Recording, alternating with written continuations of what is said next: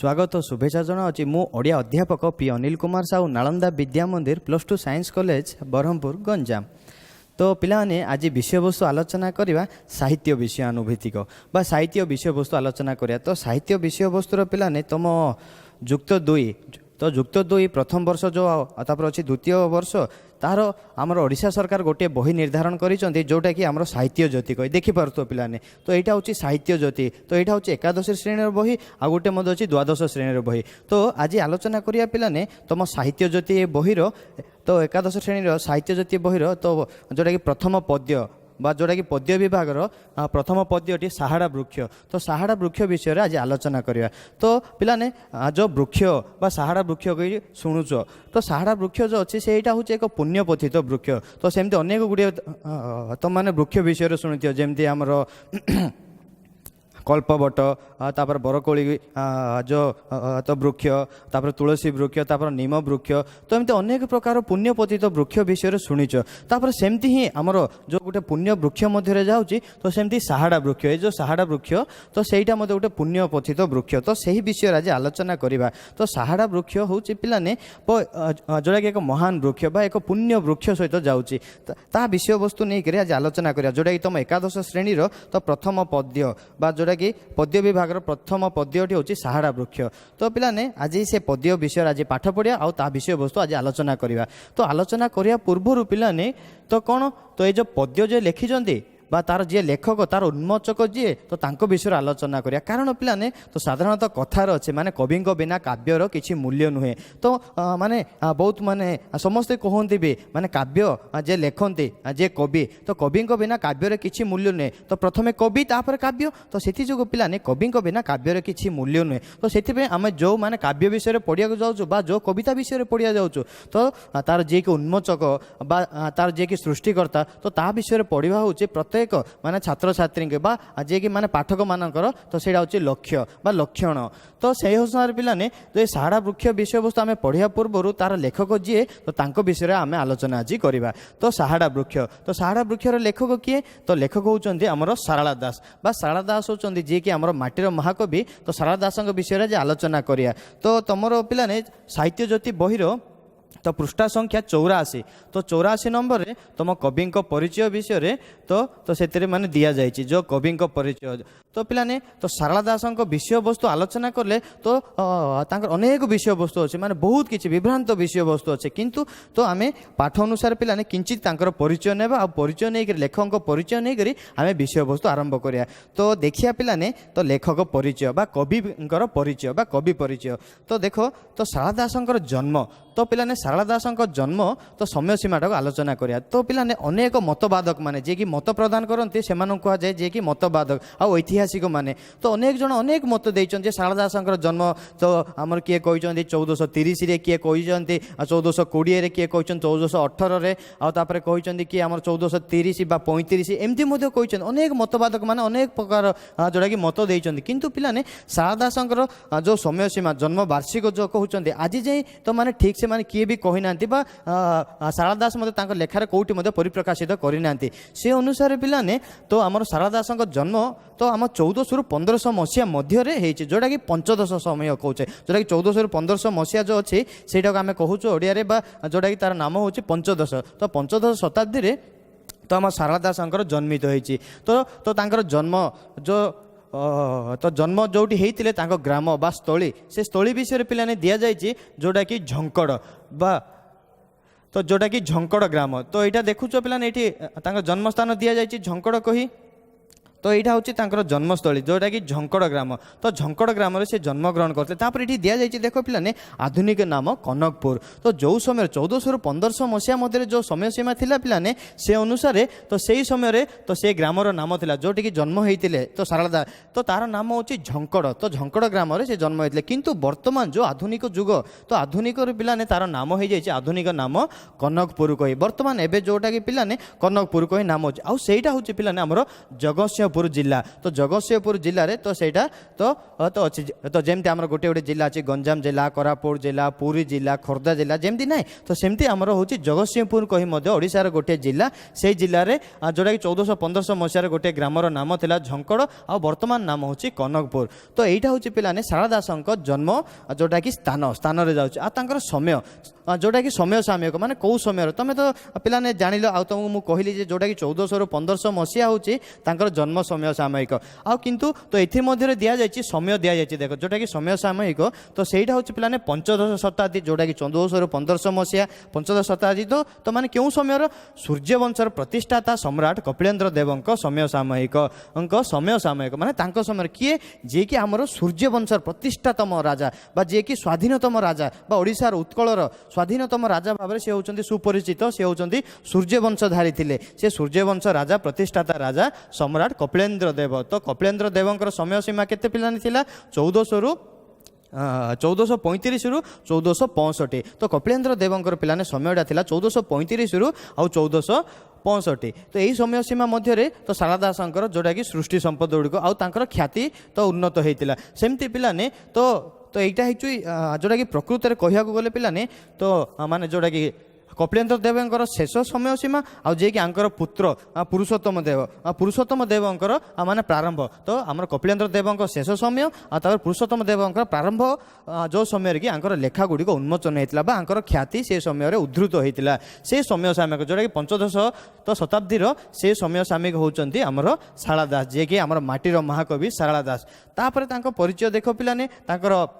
ସୃଷ୍ଟି ସମ୍ପଦ ଗୁଡ଼ିକ ଆଚ୍ଛା ସୃଷ୍ଟି ତ ଯାହାଙ୍କ ଦ୍ୱାରା ପିଲାମାନେ ସୃଷ୍ଟି ହେଇଥାଏ ତ ସେ ଅନୁସାରେ ଆମେ ତାକୁ କହିବା ଯେ ସୃଷ୍ଟି ସମ୍ପଦ ବା ଯାହାଙ୍କ ଦ୍ୱାରା ଉନ୍ମୋଚନ ହେଇଥାଏ ବା ଯେଉଁଟାକି ଲିପିବଦ୍ଧ ହେଇଥାଏ ତ ତାଙ୍କ ଗୁଡ଼ିକର ଲେଖା ବା ସୃଷ୍ଟି ସମ୍ପଦ ଗୁଡ଼ିକ କୁହାଯାଏ ତ ସେମିତି ଶାରଳା ଦାସଙ୍କର ସୃଷ୍ଟି ସମ୍ପଦ ବିଷୟରେ ଆଲୋଚନା କରିବା ମାନେ ତାଙ୍କ ଦ୍ୱାରା ଯେଉଁଟାକି ମାନେ ହେଇଥିବ ଲିପିବଦ୍ଧ ହେଇଥିବା ଗୁଡ଼ିକ ଯେଉଁ ଗ୍ରନ୍ଥ ଗୁଡ଼ିକ ଯାହା କିଛି ଲେଖିଛନ୍ତି ସେଗୁଡ଼ିକ ତାଙ୍କର ସୃଷ୍ଟି ସମ୍ପଦ ତ ସେ ଅନୁସାରେ ଦେଖିଲେ ପିଲାମାନେ ତାଙ୍କର ସୃଷ୍ଟି ସମ୍ପଦ ଅନେକ ଗୁଡ଼ିଏ ବିଷୟବସ୍ତୁ ଥିଲା ଅନେକ ଗୁଡ଼ିଏ ମାନେ ସେ ଲେଖିଛନ୍ତି ତାଙ୍କ ନିଜସ୍ୱ ଲେଖା ଗୁଡ଼ିକ କିନ୍ତୁ ପିଲାମାନେ ତ କିଛି ଜିନିଷ ମାନେ ଯେଉଁଟା ପ୍ରକାଶିତ ହେଇଛି ଆଉ କେତେ ଗୁଡ଼ିକ ଅପ୍ରକାଶିତ ଅବସ୍ଥାରେ ରହିଯାଇଛି ତାଙ୍କର ପ୍ରାୟ ଲେଖା ଗୁଡ଼ିକ ପିଲାମାନେ ଅପ୍ରକାଶିତ ଅବସ୍ଥାରେ ରହିଯାଇଛି କ'ଣ ପାଇଁ ଏଥିପାଇଁ ଯେ ପିଲାମାନେ 1400-1500 ମସିହା ସମୟରେ ଯେଉଁଟାକି ମାନେ ଯାହା କିଛି ଲେଖିଛନ୍ତି ପିଲାମାନେ ତା ପୂର୍ବରୁ ଅପଭ୍ରଂଶ ଭାଷାରେ ସବୁ ଲେଖିଥିଲେ ଅପଭ୍ରଂଶ ଭାଷା ମାନେ ଯେଉଁଟାକି ଓଡ଼ିଆ ଶବ୍ଦ କିଞ୍ଚିତ ମାତ୍ରାରେ ରହୁଥିଲା ଏତେ ଗୁଡ଼ିକ ରହୁନଥିଲା ତ ସେ ଅପଭ୍ରଂଶ ଭାଷାରେ ଲେଖିଥିଲେ ପୁଣି 1400-1500 ମସିହାରେ ତ ଯାହା କିଛି ଲେଖା ଥିଲା ପିଲାମାନେ ତ ମାନେ କିଛିଟା ପ୍ରକାଶିତ ହେଇଛି ଆଉ କିଛିଟା ଅପ୍ରକାଶିତ ହେଇଯାଇଛି ଅପ୍ରକାଶିତ ହେବା ଯାକ ଆମେ ତ ଜାଣିପାରେନି ଆଉ ଯାହା କିଛି ତାଙ୍କର ଲେଖା ଗୁଡ଼ିକ ପ୍ରକାଶିତ ହେଇଛି ସେ ପ୍ରକାଶିତ ହେବାର ଲେଖା ଗୁଡ଼ିକୁ ଆମେ ଜାଣିବା ତ ତାଙ୍କର ଦେଖ ପିଲା ଯେଉଁ ଗୁଡ଼ିକ ମୁଖ୍ୟ ଲେଖା ଗୁଡ଼ିକ ଯେଉଁଟାକି ପ୍ରକାଶିତ ହେଇଛି ସେ ଲେଖା ଗୁଡ଼ିକ ହେଉଛି ତାଙ୍କର ସୃଷ୍ଟି ସମ୍ପଦ ଗୁଡ଼ିକ ତ ତାଙ୍କର ମୁଖ୍ୟ ରଚନା ହେଉଛି ଯେଉଁଟାକି ମହାଭାରତ ଚଣ୍ଡୀ ପୁରାଣ ତାପରେ ବିଚିତ୍ର ରାମାୟଣ ତାପରେ ଲକ୍ଷ୍ମୀ ନାରାୟଣ ବଚନିକା ତ এইଗୁଡ଼ିକ ଲେଖା ଗୁଡ଼ିକ ହେଉଛି ପିଲାମାନେ ତାଙ୍କର ମୁଖ୍ୟ ଯେଉଁଟାକି ମାନେ ପ୍ରକାଶିତ ହେଇଛି ଆଉ ମୁଖ୍ୟ ଲେଖା ଗୁଡ଼ିକ ମହାଭାରତ ଚଣ୍ଡୀ ପୁରାଣ ବିଚିତ୍ର ରାମାୟଣ ତାପରେ ଲକ୍ଷ୍ମୀ ନାରାୟଣ ବଚନିକା ତ ଏହିପରି କେତୋଟି ଲେଖା ତାଙ୍କର ହେଉଛି ଯେଉଁଟାକି ତ ଆମର ମୁଖ୍ୟ ସୃଷ୍ଟି ସମ୍ପଦ ଗୁଡ଼ିକ ତ ଏଇ ଯାହା କିଛି ଲେଖା ଗୁଡ଼ିକ ଅଛି ପିଲାମାନେ ତ ଏଇ ସବୁ ଲେଖା ଗୁଡ଼ିକରୁ ତାଙ୍କ ସର୍ବୋତ୍କୃଷ୍ଟ ମାନେ ସର୍ବ ଉନ୍ନତ ବା ସର୍ବୋତ୍ତମ ଲେଖାଟି ହେଉଛି ପିଲାମାନେ ମହାଭାରତ ତ ଯେଉଁଟାକି ଆମେ ଶାରଳା ମହାଭାରତ ବି କହୁଛୁ ଓଡ଼ିଆ ମହାଭାରତ ବି କହୁଛୁ ବା ମହାଭାରତ ବି କହୁଛୁ ତ କିନ୍ତୁ ପିଲାମାନେ ମହାଭାରତ କହିଲେ ପିଲାମାନେ ଆମକୁ ମୁଖ୍ୟତଃ ତ ଫାର୍ଷ୍ଟରେ ଆମକୁ ବୁଝିବାକୁ ପଡ଼ିବ ବା ଯେଉଁଟାକି ପ୍ରଥମତଃ ବୁଝିବାକୁ ପଡ଼ିବ ଯେଉଁଟାକି ସଂସ୍କୃତ ମହାଭାରତ କ'ଣ ପାଇଁ ତ ସେଇଟା ହେଉଛି ପ୍ରଥମ ଲେଖା ଯେଉଁଟାକି ମହାଭାରତ ସଂସ୍କୃତ ମହାଭାରତ ତ ସଂସ୍କୃତ ମହାଭାରତ ଲେଖିଛନ୍ତି ପିଲାମାନେ ଯିଏକି ଆମର ବେଦବ୍ୟାସ ବା ଆମେ ତାଙ୍କୁ କହୁଛେ ବ୍ୟାସଦେବ ବୋଲିକି ବି ଆମେ କହୁଛୁ ତ ସଂସ୍କୃତ ମହାଭାରତକୁ ହିଁ ବୁଝିବ ତ ଏଠି ମହାଭାରତ ମାନେ ଆମକୁ ବୁଝିବାକୁ ପଡ଼ିବ ଯେ ପିଲାମାନେ ଓଡ଼ିଆ ମହାଭାରତ ବା ଯେଉଁଟାକି ଶାରଳା ମହାଭାରତ ଶାରଳା ଦାସ ଲେଖିଥିବା ଯୋଗୁଁ ତ ଶାରଳା ମହାଭାରତ ହେଇଛି ତ এইটা হচ্ছে এতিকি হচ্ছে পিলানে তাঁর মুখ্য সৃষ্টি সম্পদ আর এথিমধ্যে তাঁর মুখ্য রচনাটি হচ্ছে পিলানে তো মহাভারত বা ଶାରଳା মহাভারত তো তাঁর পরিচয় দেখ পিলানে দেখিবা ଶାରଳା ଦାସଙ୍କୁ ଓଡ଼ିଶାରେ ମାଟିର ମହାକବି ଓ ଶୂଦ୍ରମୁନି ଭାବରେ ତ କ'ଣ ନାମିତ କରାଯାଇଛି ତ ଶାରଳା ଦାସଙ୍କ ପିଲାମାନେ ଯେଉଁଟାକି ମାଟିର ମହାକବି ବା ଶୂଦ୍ରମୁନିକୁ ହିଁ ନାମିତ କରାଯାଇଛି ତ ତାଙ୍କର ପିଲାମାନେ ଏଗୁଡ଼ିକ ହେଉଛି ଉପାଧିସ୍ଥ ତାପରେ ନିଜସ୍ୱ ଯେଉଁଟାକି ତ ତାଙ୍କର ପରିଚୟ ଗୋଟେ କ'ଣ ପିଲାମାନେ ତ ତାଙ୍କୁ ତିନୋଟି ଉପାଧିସ୍ଥ ହେଇଥିଲା ଯେଉଁଟାକି ମାଟିର ମହାକବି ଆଉ ତାପରେ ଆଦିକବି ଆଉ ଗୋଟେ ହେଉଛି ଶୂଦ୍ରମୁନି ତ ଶୂଦ୍ରମୁନି ଏମିତି କହି ପିଲାମାନେ ତିନିଟା ତ ତାଙ୍କର ନାମିତ ହେଇଛି ପିଲାମାନେ ଏ ତିନିଟାର ଅର୍ଥ ଜାଣିଥ ତ ଏଇଥିପାଇଁ କୁହାଯାଉଛି ମାଟିର ମହାକବି ଏଥିପାଇଁ କୁହାଯାଉଛି ଆଉ ଆଦିକବି ମଧ୍ୟ ସେଇ ଦୃଷ୍ଟିରୁ ହିଁ କୁହାଯାଉଛି ଆଦିକବି ତ ଆଦିର ଅର୍ଥ କ'ଣ ପିଲାମାନେ ଆରମ୍ଭ ବା ଯେଉଁଟାକି ଆମେ ପ୍ରାରମ୍ଭ ବୋଲିକି ତ ଆମେ କହିପାରିବା ତ ତ ଆମର ଆରମ୍ଭ ବା କ'ଣ ପ୍ରାରମ୍ଭ କବି ଏଥିପାଇଁ କୁହାଯାଉଛି ଯେ ପିଲାମାନେ ତ ଆମର ଓଡ଼ିଆ ଭାଷାକୁ ନେଇକରି ଯେଉଁ 1400-1500 ମସିହାରେ ସିଏ ପ୍ରଥମ ଲେଖିଥିଲେ ଓଡ଼ିଆ ଯେଉଁକି ଆମର ବର୍ଣ୍ଣମାଳା ଅଛି 49ଟି ଅକ୍ଷର, ସେ ଅକ୍ଷର ଭିତ୍ତିକୁ ନେଇକରି ପିଲାମାନେ ଓଡ଼ିଆର ତ ପ୍ରଥମ ଶବ୍ଦ ଚିହ୍ନିତ କରିକି ସେ ଓଡ଼ିଆରେ ଲେଖିଥିଲେ ପ୍ରଥମ ତାଙ୍କ ନିଜସ୍ୱ ଲେଖା ଗୁଡ଼ିକ। ତ ସେଥିପାଇଁ ତ ତା ପୂର୍ବରୁ ବି ଲେଖା ହେଉଥିଲା କିନ୍ତୁ ଅପଭ୍ରଂଶ ଭାଷାରେ, ତ ଯାହା କିଛି ଲେଖୁଥିଲେ ଅପଭ୍ରଂଶ ଭାଷାରେ ଲେଖୁଥିଲେ, ତ ସେଥିପାଇଁ ଓଡ଼ିଆ ଲେଖା ଭାବରେ ଗଣନା କରାଯାଉନଥିଲା। କିନ୍ତୁ ପ୍ରଥମ ଓଡ଼ିଆ ଭାବରେ ସିଏ ପ୍ରଥମେ ଆରମ୍ଭ କରିଥିଲେ ଯେଉଁଟାକି ଆମର ଓଡ଼ିଆ ଶବ୍ଦ ଭଣ୍ଡାରକୁ ନେଇକରି ଆଉ ଶବ୍ଦ ଚିହ୍ନିତ କରିକି ସେ ଲେଖିଥିଲେ ଯେଉଁଟାକି ତ ଆମର ଓଡ଼ିଆ ଭାଷାରେ ଲେଖିଥିଲେ ସବୁ ଲେଖା ଗୁଡ଼ିକ। ସେଥିପାଇଁ ତାଙ୍କୁ ଆଦିକବି ବା ଆରମ୍ଭ କବି ଆଉ ଯିଏକି ମାଟିର ମହାକବି ବି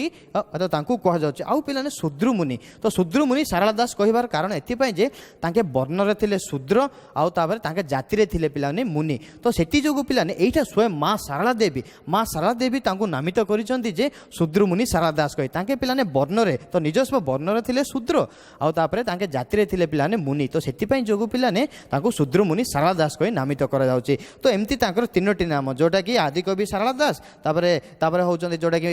ଓଡ଼ିଶାରେ ମାଟିର ମହାକବି ଆଉ ଶୂଦ୍ରମୁନି ଶାରଳା ଦାସ ଭାବରେ ସେ ତାଙ୍କୁ ନାମିତ କରାଯାଇଛି। ତାପରେ ଜଗତସିଂହପୁର ଜିଲ୍ଲାର ଝଙ୍କଡ଼ ଗ୍ରାମରେ ସେ 15ଶ ଶତାବ୍ଦୀରେ ଜନ୍ମ ଲାଭ କରିଥିଲେ। ଏଇଟା ତ ପିଲାମାନେ ଆମେ ଆଲୋଚନା କଲେ ଏ ବିଷୟବସ୍ତୁ ଆମେ ଯେଉଁଟାକି ଜଗତସିଂହପୁର ଜିଲ୍ଲାରେ 15ଶ ଶତାବ୍ଦୀରେ ସେ ଜନ୍ମଗ୍ରହଣ କରିଥିଲେ। ଆଧୁନିକ ନାମ ହେଉଛି କନକପୁର, ତ ଆଲୋଚନା କରିଛନ୍ତି। ତାପରେ ତାଙ୍କ ପିତୃ ପ୍ରଦତ୍ତ ନାମ ଥିଲା ସିଦ୍ଧେଶ୍ୱର ପରିଡ଼ା। ପିତୃ ଯେଉଁଟାକି ବାଲ୍ୟ ନାମ, ତାଙ୍କେ ଯେଉଁ ସମୟରେ ପିଲାମାନେ ଛୋଟ ହୋଇଥିଲେ ବା ଜନ୍ମିତ ହୋଇଥିଲେ ପିଲାମାନେ ତାଙ୍କ ପିତା ତାଙ୍କୁ ନାମିତ ଦେଇଥିଲେ ଯେ ସିଦ୍ଧେଶ୍ୱର ପରିଡ଼ା। ତ ସିଦ୍ଧେଶ୍ୱର ପରିଡ଼ା ତ କହି ତାଙ୍କର ନାମ ଥିଲା ପିଲାମାନେ, ତାପରେ କିନ୍ତୁ ତାଙ୍କର ନାମ ପରିବର୍ତ୍ତନ ହେଇଛି। ତ ଆମେ ଜାଣିଛେ ତାଙ୍କର ନାମ ହେଉଛି ଶାରଳା ଦାସ, କିନ୍ତୁ ତାଙ୍କର ବାଲ୍ୟ ତାଙ୍କ ପିତୃ ପ୍ରଦତ୍ତ ନାମ ଥିଲା ପିଲାମାନେ ଯେଉଁଟାକି ସିଦ୍ଧେଶ୍ୱର ପରିଡ଼ା। ତାପରେ ତାଙ୍କର ନାମ ପରିବର୍ତ୍ତନ ହେଇଛି ଆଉ ସେ ନାମ ବି ପରିବର୍ତ୍ତନ ହେବାର ପିଲାମାନେ କାରଣ ଅଛି। ବହୁତ ସୁନ୍ଦର ବିଷୟବସ୍ତୁ। ତାହେଲେ କ'ଣ ଦେଖ ପିଲାମାନେ, ଦେବୀ ଶାରଳାଙ୍କ କୃପା ଲାଭ କରି କବିତ୍ୱ ପ୍ରାପ୍ତ ହୋଇଥିବାର ତାଙ୍କର ପରବର୍ତ୍ତୀ କବି ନାମ ଶାରଳା ଦାସ ହେଲା। ତାହେଲେ କ'ଣ ହେଇଛି ଦେଖ ପିଲାମାନେ,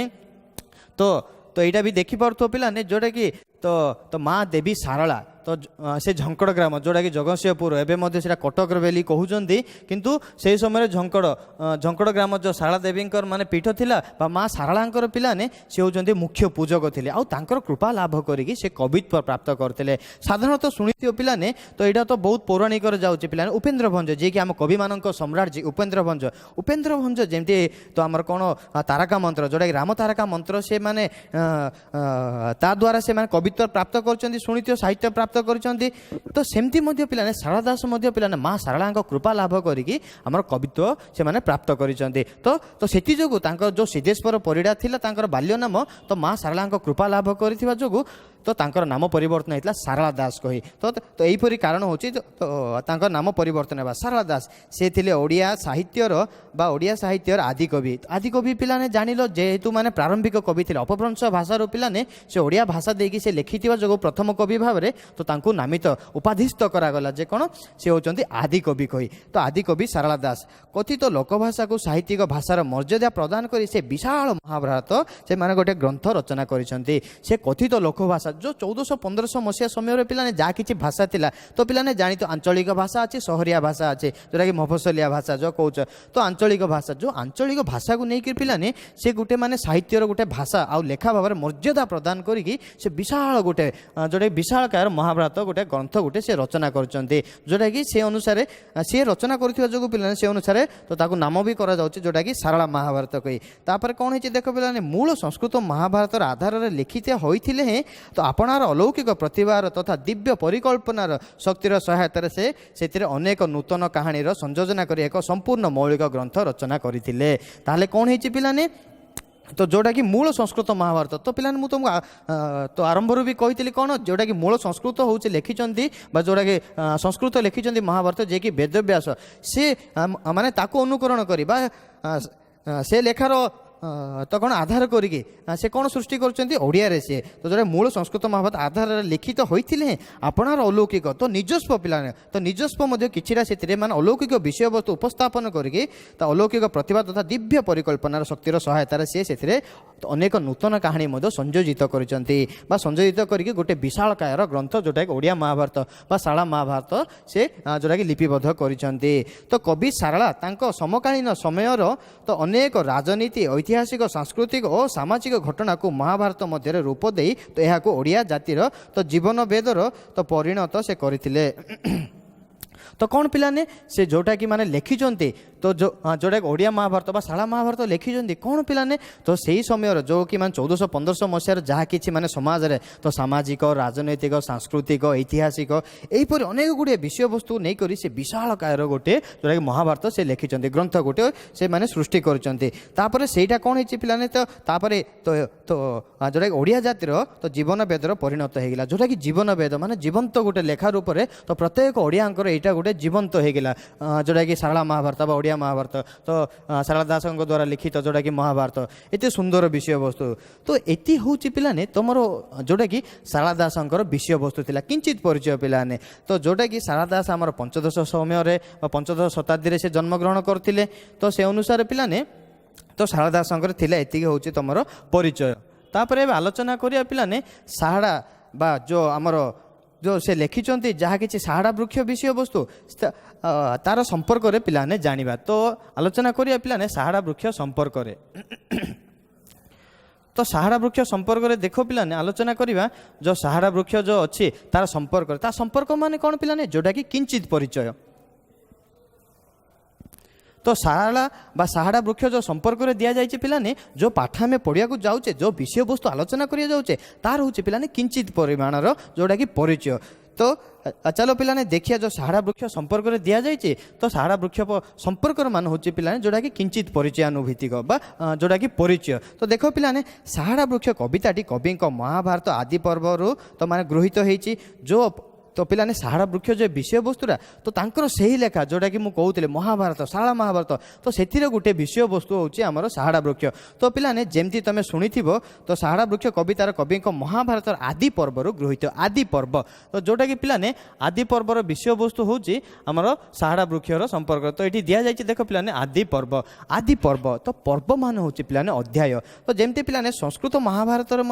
तो जमती पिलाने 18 खंड तो भाग अच्छे अध्याय अच्छे अध्याय जोटा तो सेमती पिलाने ये लेखक आमर पर्व कही नामित कर जो अध्याय बोलिक आम कहूँ से अध्याय को तो आम पर्व कही नामित करूँ तो से अध्याय जोटा पिलाने पर्व सेटा तो सेमती देखी दियो पिलाने जो आम शारदा महाभारत तो सेमती अनेक गुड़िया पर्व अच्छे अनेक माने कौन पिला 18टी पर्व अच्छे तो से जोटा कि आम मुसली पर्व तापर हूँ आम वन पर्व सभा पर्व गदा पर्व तापर आसला आम आदि पर्व सेमती पिलाने 18टी सब विषय वस्तु नहीं करी से विशालकार महाभारत से लिखिंट तो आदि पर्व तो आदि पर्वर रु आमर गोटे विषय वस्तु आम पढ़िया जाऊे जोटा कि शारदा वृक्ष विषय देखो तो पिलाने एत सुंदर विषय वस्तु जोटा कि शारदा महाभारत रे अच्छी ता विषय वस्तु अनुसार आदि पर्वर गोटे छोटिया विषय वस्तु बा सुंदर विषय वस्तुटी जोटा कि वृक्षर महात्म्यता सेटा हूँ शारदा वृक्ष विषय आज आम पढ़ा तो देखो पिलाने आलोचना भी करुचे आम कौन प्रत्येक ओडिया खलाबाड़ी में प्राय शारदा वृक्षटीए थाए तो पिलाने एटा पिलाने आमर पौराणिक संस्कृति पिलाने यहाँ अच्छी एवं भी अच्छे पिलाने तो प्रत्येक ओडिया खलाबाड़ी में गोटे गोटे शारदा वृक्षटीए रोचे एथि पिलाने शारदा वृक्षटी हूँ पिलाने गोटे पुण्य वृक्षटी आउ जहाँ माने बाड़ी रे खलारे रोला पिलाने तो तांको घर सबुबले सुंदर भावे माने आगु चलुला आपर सबुबले शुभदायक होता से पिलाने प्रत्येक ओडिया माने कौन करते तो निज बाड़ी रे खलारे पिलाने गोटे गोटे शारदा वृक्ष गोटे तो लगाउतले बा रोपण करथुले तापरे शारदा वृक्षर दांत काटी बल तापर बीर्य वर्धक बोली तो लोके विश्वास करते तो पिलाने एबे सिना आधुनिक ढंगी रे आमे माने प्लास्टिक रो स्टील रो एल्युमिनियम रो विभिन्न प्रकार रो आमे ब्रश माने कोन करछ आमे दांत को जोटा कि मार्जन करछ बा घसुचे जोटा तो आगे काल रे कोन थिला पिलाने दांत जोटा कि काठी थिला आ काठी द्वारा आमे माने सफा करथुले तो सेमती मध्य पिलाने जोटा कि शारदा वृक्ष रे पिलाने डाल रो से काठी रे पिलाने दांत घसिया द्वारा तो लोक मानकर विश्वास थिला सेही समय रे जे कोन जोटा कि बळ बीर्य होतला माने शक्तिदायक होतला कहि तो से माने विश्वास करते ओडिया लोक माने पुणी शारदा पत्र को सुखाई शस्य बीज मानक मध्य रखिले से पोक लगती ना बोली ओडिया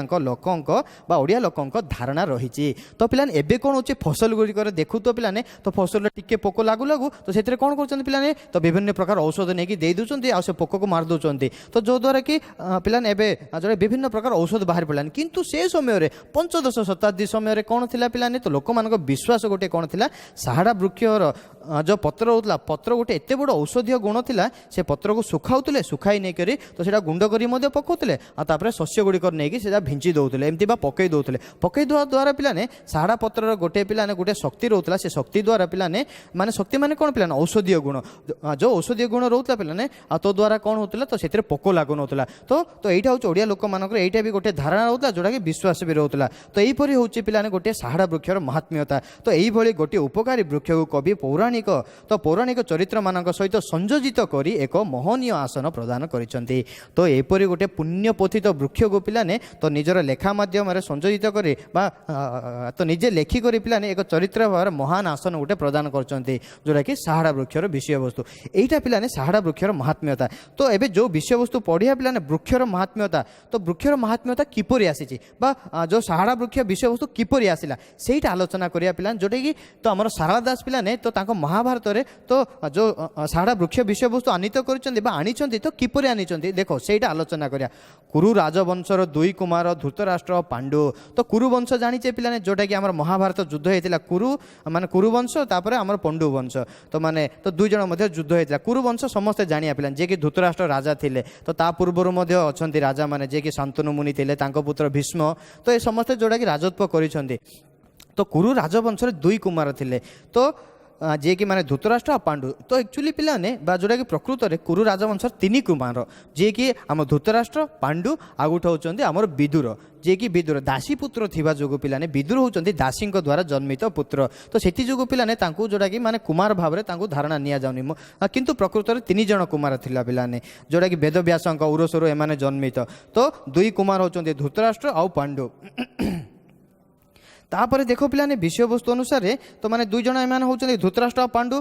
तापर धृतराष्ट्र ज्येष्ठ आ पांडु कनिष्ठ थिले तो धृतराष्ट्र एटी ज्येष्ठ तो ज्येष्ठ मान होची पिलाने बड़ आ कनिष्ठ मान होची छोट तो एटी हमर जे कि धृतराष्ट्र होचे पिलाने बड़ आ पांडु होचंती पिलाने छोट तो एमाने दुई जन तो दुई भाई थिले पांडु किंतु सुंदर आ बलशाली आ सर्वगुण संपन्न अच्छा पांडु कहचे तो धृतराष्ट्र सुंदर सुस्थ और बलिष्ठ हेले मध्य चक्षुहीन तो चक्षुहीन माने जन्मांधक थिले पिलाने से माने जन्मरु से अंध थिले पिलाने तो सेठी जोगु पिलाने तो धृतराष्ट्र सबल थिला सुस्थ थिला सुंदर थिला हेले मध्य से अंध थिला जे कि जन्मांधक तापर कोन हे पांडु किंतु सुंदर बलशाली और सर्वगुण संपन्न तो एठी पांडु होचे पिलाने कोन से सर्वगुण संपन्न थिला सुंदर सर्वगुण तापर बलशाली सुंदर माने सबु किछि से थिला तो एमानक लालन पालन दायित्व नहीं था पितामह भीष्म राजमाता सत्यवती तो एमानक लालन पालन जे कि देखभाल जोड़ा कहे जोटा कि पालन पोषण किए नहीं पिलाने जे कि आमर पितामह भीष्म है भीष्म नहीं और राजमाता सत्यवती तो नहीं तापर कौन है कालक्रमे पिला दुहे युवकत्व लाभ करी एवं सेमानकर विवाह प्रस्ताव आगत है तो दुई जन पिलाने बाल्य अतिक्रम करी पिलाने युवकत्व प्राप्त करछन्ती युवक हेले पिलाने जोटा कि विवाह संपन्न हबो पिलाने बा विवाह आगमन हबो तो सेमती दुई जनकर विवाह हेबार समय आसी जाइए तो प्रथम पाଳି पड़े धृतराष्ट्र जेहेतु से ज्येष्ठ थिले बा बड़ थिले तो प्रथम कार पाଳି पड़े तो सेठी जो पिलाने धृतराष्ट्र प्रथम पाଳି पड़ी मात्र विधिर एपरी विडंबना जे जो झील सहित धृतराष्ट्र विवाह पड़े सी झीटी मरी जाए तो देख पिलाने किपरि विधिर गोटे विडंबना तो विडंबना माने भाग्य पिलाने तो गोटे भाग्य एपरी देख पिलाने धृतराष्ट्र सहित जार विवाह संपन्न होता तो तार कौन होता मृत्यु हो जाता अपमृत्यु होता माने से जो झील सहित जो राजकुमारी सहित तार बाहागर संपन्न होता तो से तार मृत्यु हो जाता तो एमती अनेक सुकुमारी राजकुमारी अकाल वियोग घटू माता सत्यवती यार कारण अनुसंधान करी जानी पारती तो माता जे कि सत्यवती जे कि माने देख कौन देखभाल करुँच तो से माने कारण अनुसंधान कर जानी पारती कौन कृतिका वृष राशि अमावास्या तिथि जन्म लाभ कर जो धृतराष्ट्र एक ब्रह्म राक्षस जी कि तो धृतराष्ट्र केबे पिलाने जोटा कृतिका वृष राशि रे तो वृष राशि रे से अमावास्या तिथि अमावास्या पूर्णमी अमावास्या आम जो कहे पिलाने अमावास्या तिथि जन्म लाभ कर जो धृतराष्ट्र होचंती जड़े ब्रह्म राक्षस तो सेठी जो पिलाने तो कौन होचे तो माने से झील मानकर बाहागर संपन्न होते धृतराष्ट्र सहित तो तांकर अपमृत्यु हो जाता मृत्यु घटी जाता तो आंक दोष थिबा जोगु तेणु सबु झीलकर अपमृत्यु घटुचे तो से मरी जाते एथिपाई से पिला दुही को प्रकृत पिता महर्षि वेदव्यास को पचारते तो ये पिला दुही जे कि पांडु आउे आम धृतराष्ट्र जो जे कि प्रकृत पिता वेदव्यास को तो आर कारण पचारि तो माँ सत्यवती तो तापर वेदव्यास ज्योतिष शास्त्र गणना करी धृतराष्ट्र जन्म समय दोष को जानीपारती तो सी जड़े ज्योतिष थे सबकि जानीपारे तो से मैंने प्रकृत कारण जाणिक तो तापर कौन से कारण जानिले आउ ताकू से कारणରୁ ସେ ମୁକ୍ତ କରାଇଛନ୍ତି ଆଉ ଦୋଷରୁ ମଧ୍ୟ ମୁକ୍ତ କରାଇଛନ୍ତି। ତାପରେ ବିଷୟବସ୍ତୁ ଦେଖ ପିଲାମାନେ ତ କ'ଣ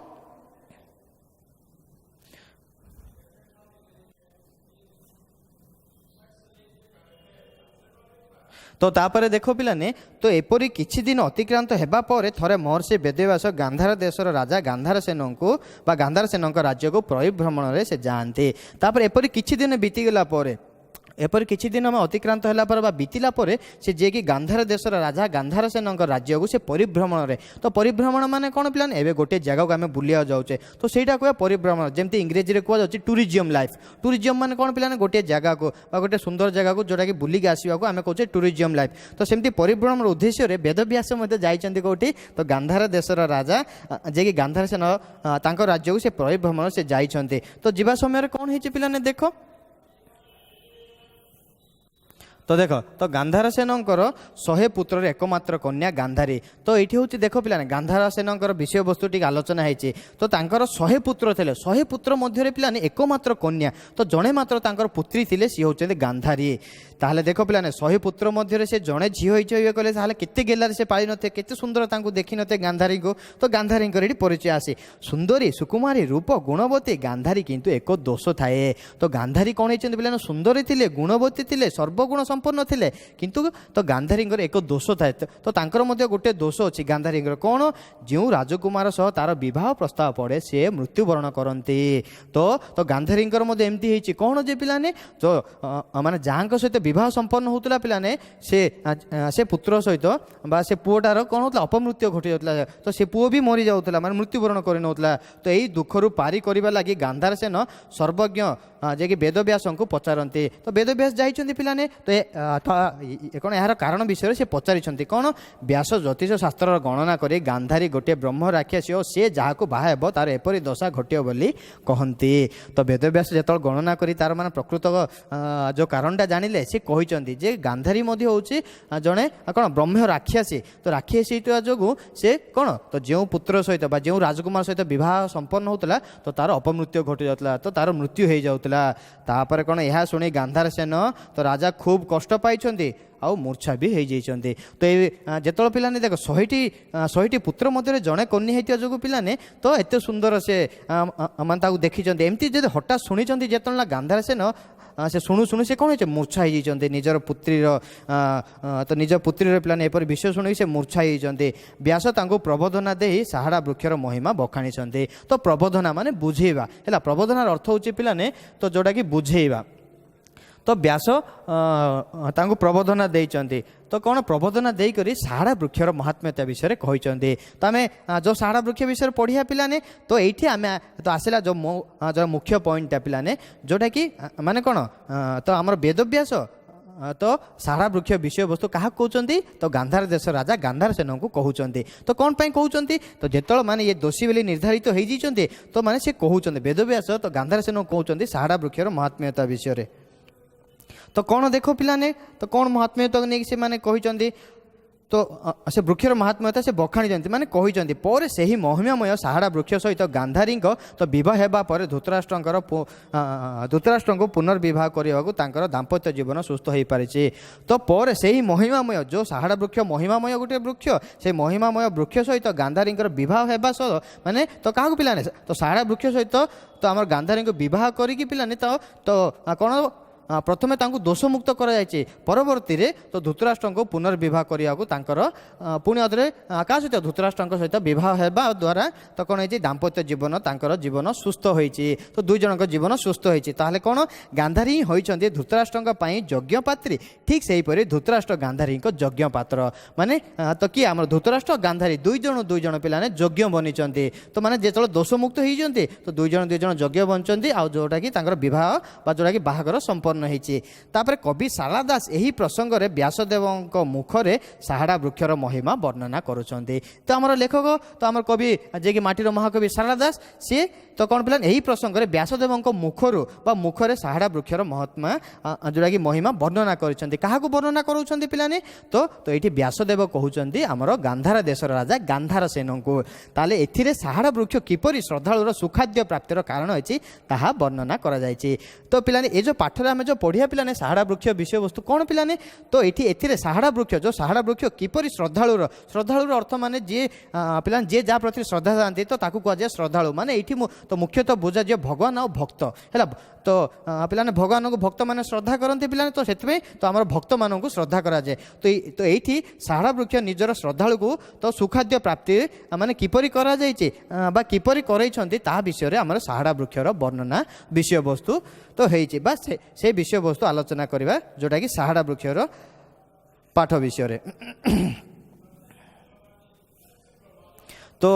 चलो पिलाने देखिए आलोचना करिया साहाड़ा वृक्ष संपर्क में। तो देखो पिलाने पद्य विभाग साहाड़ा वृक्ष विषय वस्तु जो शारदा दास को दिया जाए।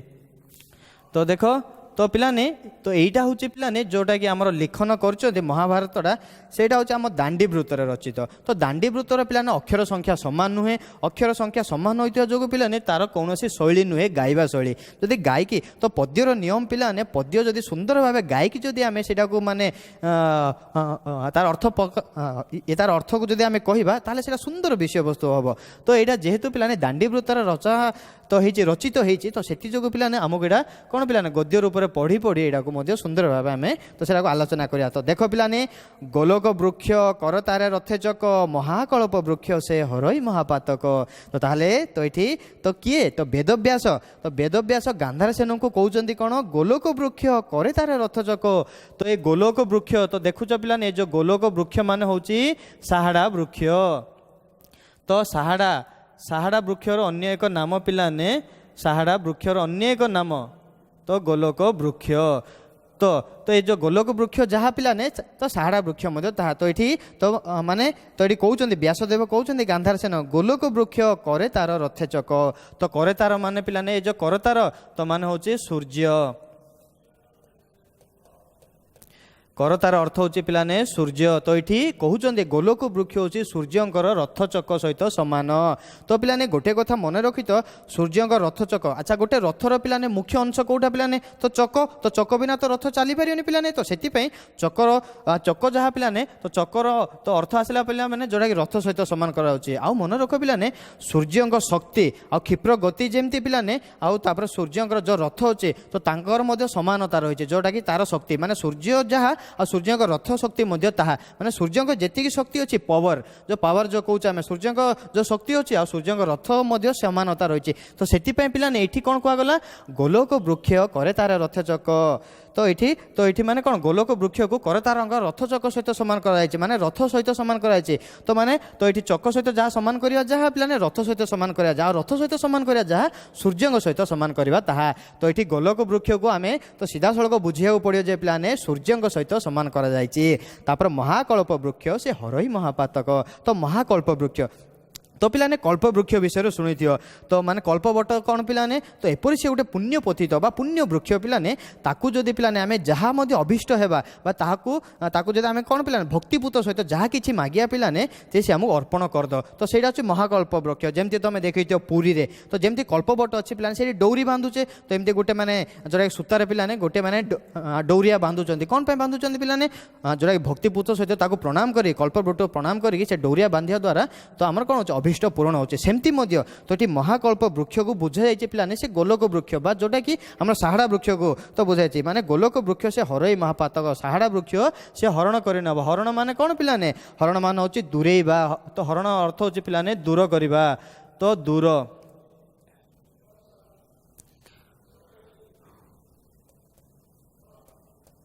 तो हरण अर्थ हूँ पिलाने दूर करवा। तो ये कौन पिलाने हरण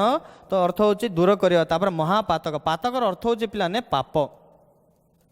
पातकर अर्थ होची पाप। तो ये महाकल्प वृक्ष से हरई महापातक। तो से माने से कौन कर पिलाने से हरण कर नब जमती महाकल्प वृक्ष तो महान महान पाप गुड़ी को जमती हरण कर नब सेमती साहारा वृक्ष कौन महापाप गुड़ी को से हरण करदेव। कारण सी तो आम साहारा वृक्ष जोटा कि गोलक वृक्ष हूँ गोटे महापुण्य वृक्ष। तापर कौन आसला पिलाने द्वितीय नंबर रे पूर्वे सृजित ताहा कलेक प्रजापति दोषी कन्या होइले ताको विवाह करिवो जुगति। तो पूर्वे सृजित तो पूर्व काल रे सृजित माने पिलाने सृजित माने सृष्टि। सृजित अर्थ होचे पिलाने सृष्टि। तो सृजित ताहा कले को प्रजापति कले को माने करिले। तो सेटा तो जना पड़े पिलाने एथिरा होची पिलाने से समय 1400-1500 मसीहार विषय वस्तु नहीं कि लिखिछन ना से समय तो सेते पिलाने से आंचलिक भाषा को मधे एथिरे किछरा देइछन कले को माने आमे कहूचे पिलाने वर्तमान को करिबा बा करिले। तो एटा होची कले को करिले बा कले प्रजापति। प्रजापति माने पिलाने तमरो ब्रह्मा। तो ब्रह्मांकर अन्य एक नाम पिलाने प्रजापति। तो प्रजापति कलेक। तो पिलाने आमर सृष्टि से ही करिसेंती पिलाने सृष्टि आरंभ करिसेंती। पूर्वे जेतो सृष्टि आरंभ हेतिला पिलाने सब किछि आरंभ करथिले सेही समय मध्य गोटे पुण्य वृक्ष को सृजित करिसेंती। किए सृजित माने सृष्टि करिसेंती किए ब्रह्मा सृष्टि करिसेंती। दोषी कन्या होइले ताको विवाह करिवो जोगति। तो कोन पे सृष्टि करथिले तार कारणटा कोन दोषी कन्या। तो ए जो देइछि पिलाने दोषी कन्या। तो दोषी कन्या को आमे कहबा जोडा उआसी कन्या। उआसी कन्या माने कोन पिलाने जे अमावास्या तिथि रे जन्म होंती तो से मानन को आज उआसी कन्या। तो सेहीपरि दोषी कन्या होइले ताको विवाह करिवो जोगति। तो जोगति स्वरूप पिलाने ताको विवाह करिया द्वारा काहाकू साड़ा वृक्ष सहित बाहा हेबा द्वारा पिलाने ताके दोष मुक्त हो जिवे। दोषी कन्या होइले ताको मान होची साड़ा वृक्ष को। तो जोटा कि माने साड़ा वृक्ष सहित विवाह हेबा द्वारा ताके दोष मुक्त हेबा पई तो किए पूर्वे सृजित कले प्रजापति। प्रजापति ताको कोन करचंती सृष्टि करिचंती। तापर कोन गांधार सेन बोइला से वृक्ष अछि मोहर नबर मझा स्थाने मु ताको मुनि हो पूजा करे नीति दिने। तो गांधार सेन बोइला। तो बोइलार अर्थ होचे पिलाने कहिला। तो बोइलार अर्थ होचे पिलाने कोन कहिला कहिबा बा कहिला बा कहिबा आमे टिके सम्मान रे लेखिया कहिबा। तो ये किए पिलाने गांधार सेन जे कि गांधार देशर राजा गांधार सेन माने कहउचंदी से वृक्ष अछि मोर नबर मझा स्थाने नबर। तो ये नबर दिया जाइछि पिलाने से समय भाषा जोड़ा कि इडा होछि नगर हैला। तो जोड़ा कि आमे जोड़ा एबे वर्तमान कहउचे नगर कहि तो सेडा होछि नबर। तो नबर मझा स्थाने। तो मझा स्थान माने कोन पिलाने मझी स्थान रे। तो गांधार सेन को जो नगर थिला पिलाने तो से नगर मझी स्थान रे कोन थिला से वृक्ष अछि। से वृक्ष माने साहाड़ा वृक्ष गोलक वृक्ष। तो मोर नगर मझा स्थान अछि कहि से कहउचंदी काहा कहउचंदी। तो दुई जनक विषय आलोचना होछि पिलाने जे कि व्यासदेव कहउचंदी गांधार सेन को आ गांधार सेन कहिथिले काहा कहिते व्यासदेव को कहउचंदी। तो कोन मु ताको मुनि हो पूजा करे नीति देने मु ताको। तो एठी मु माने पिलाने जे कि किए हमर बुझा जाउछि किए पिलाने तो हमर गांधार सेन को बुझा जाउछि। तो गांधार सेन तो एठी कहउचंदी तो से वृक्ष रे अछि मोर नगरर मझी स्थान रे अछि मु ताको मुनि हो पूजा करे देने। तो ताको माने काको साहाड़ा वृक्ष को। तो मुनिर एठी अर्थ होछि पिलाने एठी व्यासदेव हैला। तो ये व्यास पिलाने। तो आमर ये व्यासदेव को कह जाउछि दे तो ये मुनि कहे हैला। तो मुनि हो ताको तो ये तो तांको पूजा करुचुले कहउचंती। तो कौन मु ताको मुनि हो पूजा करी नीति दिने नित्य दिन माने सबु दिन प्रत्येक दिन मु ताको पूजा करुची कही गांधार सेन कहिछि काको व्यासदेव को कहिछि। तापर कौन आसिला पिलाने। तो देखो 4 नंबर व्यासे प्रतिवाच तू भाग्यवंत राजा किस फल अच्छी तू साहाड़ा वृक्ष करू पूजा। तो ये व्यासदेव कहउचंदी। तो व्यासे प्रतिवाच माने कौन पिलाने प्रति उत्तर। तो ये पिलाने तो ये प्रतिवाचर अर्थ होची पिलाने तो प्रति उत्तर।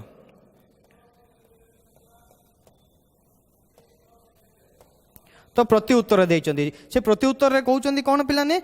तो तू जड़े हूँ भाग्यवंत राजा जेहेतु से साहाड़ा वृक्ष एपरी गोटे पुण्य वृक्ष को पूजा करिसेंती ना। तो से पिलाने तो माने ये कहउचंदी व्यासदेव। तो व्यासे प्रतिवाच माने प्रति उत्तर रे। तो ये माने कहबा पर जो आमे कहूचे एबे देखो पिलाने आमे तुमको प्रश्न करूछु अच्छा पिला माने तो आज एरा माने पढ़ी आसछ कि तुम हाँ कहूच पिलाने तो सेही शैलीटा को कौन कह प्रति उत्तर। तो सेमती प्रति उत्तर देइछन्ती माने कहबा पर जो माने उत्तर दियन्ते माने कहबा पर जो माने कहन्ते तो सेटा कह जाइते पिलाने प्रति उत्तर। तो व्यासे प्रतिवाच तू भाग्यवंत राजा तू जड़े भाग्यवंत राजा कौन पाई तू जो साहाड़ वृक्ष पूजा करुचु तू से तू जन हूँ भाग्यवंत राजा तापर कौन किस फल अच्छी तू साहाड़ वृक्ष करू पूजा आउ तोर कौन फलप्रद एमती अच्छी जे कौन तू अभीष्ट अच्छु जे तू साहाड़ वृक्ष को पूजा करुचु देखी दियो पिलाने आम साधारणतः तो आम भगवान को डाकुचे कौन किछिटा मनासिकी नहीं आम डाकुचे प्रभु मते कृपा कर नले ये जोड़ा कि मते कष्ट उद्धार कर तो किछिटा माने कौन सुफल नहीं अभीष्ट नहीं आम भगवान को डाकुचे सेमती तो से उद्देश्य रे तो कहते व्यासदेव किस फल अच्छी माने तोते कौन किस माने कौन पिलाने जो ये जो अच्छी किसटा ये आंचलिक भाषा से समय 1400-1500 एबे भी कहूच पिलाने कि तो सीटा कौन माने किस फल अच्छी तू माने तो आमर क्या बुझा जोटा कि आम गांधार सेन को बुझा तू साहाड़ा वृक्ष करू पूजा तोर कौन फल पाइबार तोर इच्छा अच्छी जे तू साहाड़ा वृक्ष को पूजा करुचु कही ये किए व्यासदेव पचारि आमर गांधार देशर राजा गांधार सेन को तो एमती तो कौन है पिला दुई जन मध्य वार्तालाप होती जोटा कि वार्तालाप कर दुई जन मध्य प्रतिवाच होती माने प्रति उत्तर देवार होती कौन कहते गांधार सेन प्रतिवाच से करतार रथचक दर्शने हरई से अशेष कोटि पातक तो गांधार सेन प्रतिवाच तो सेमती प्रतिवाच जेहेतु आम वेदव्यास कहले तोर कौन फल पाइबार अच्छे तू साहाड़ा वृक्ष तू पूजा कर जो कहते ना से कहते जे कौन तो गांधार सेन एथर कहूँ तो गांधार सेन प्रतिवाच से करतार रथचक सी भी जानी जे तो सूर्य सहित सामान बा सूर्य रथचक सहित सामान बोली से कहते कहते दर्शने हरई से अशेष कोटि पातक तो दर्शने तो पिलाने दर्शन माने दर्शन है जोटा कि दर्शन तो दर्शन बुझिला तो दर्शन तो जोटा कि दर्शन करने बुझा तो जोटा कि दर्शन करने द्वारा अशेष तो अशेष माने कौन पिलान अनेक गुड़े है अशेष अर्थ हो पिलान अनेक गुड़े माने कोटि कोटि पातक पातक माने कही पिलाने पाप जोड़ी लिखी पाप तो